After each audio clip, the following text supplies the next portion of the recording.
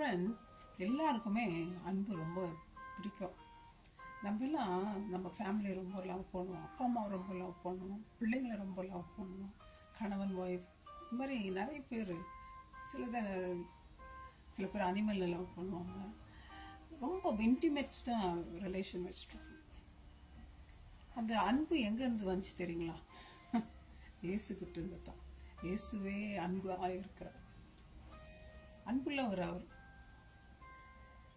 ஏன் அப்படி சொல்கிறேன்னா, தன் ஒரே குமாரன் இயேசு கிறிஸ்து நமக்காக, நம்ம அவருக்கு எளிமையா, அவருக்கு நம்ம துரோகம் பண்ணிட்டு அவரை விட்டுட்டு நம்ம விலகி போயிட்டு அவர் பிள்ளைங்களா இல்லாதப்போ அவர் சொந்த குமாரன் நமக்காக சிலுவையில் கொடுத்து மரணத்தை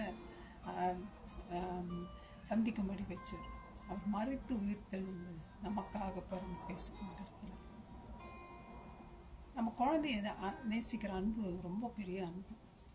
ஆனால் கடவுள் அவ்வளோ நேசிக்கிறது இல்லை. ஆனால் வேதம் என்ன சொல்லி தெரியுங்களா?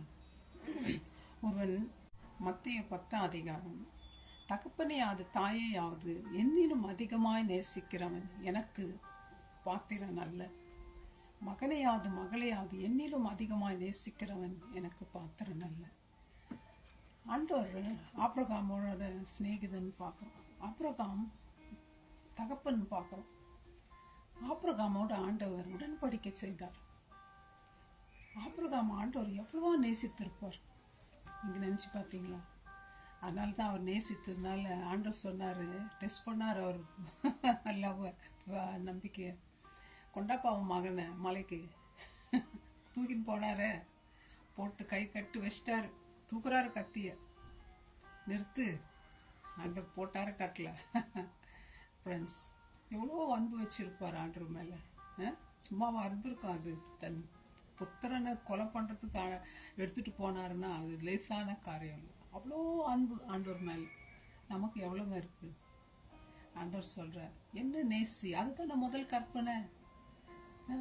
ஆண்டவர் அன்பு கூறு, முழு ஆத்மாவோட, முழு பலத்தோட, முழு நம்பிக்கையோடு அவரில் அன்பு கூறணும் நம்ம. ஆனால் நம்ம அதை செய்யறது இல்லைங்க. மற்றவங்கள அன்பு கூறுகிறோம், அழிந்து போகிற அன்புல. ஃப்ரெண்ட்ஸ், நான் அப்பா அம்மாவை பிள்ளைங்களை நேசிக்கக்கூடாதுன்னு சொல்ல. ஆனால் கட்டளை என்ன நமக்கு? அடுத்த கட்டளை என்ன? மற்றவங்களையும் நேசிக்கணும். அதை செய்யலாம். ஆண்டவருக்கு கொடுக்க வேண்டியதை ஃபஸ்ட்டு கொடுத்துட்டு மற்றவங்களை பிறகு நம்ம நேசிக்கலாம். ஏன் அதை நம்ம செய்யக்கூடாது? ஃப்ரெண்ட்ஸ், நமக்காக உயிரை கொடுத்த இயேசுவுக்கு நம்ம ஏன் கொடுக்கக்கூடாது? Let's love Jesus. ஆண்டவரை நேசிப்போம். அவர் நம்ம நேசிக்கிறது ரொம்ப அளவில்லாமல் இருக்குது.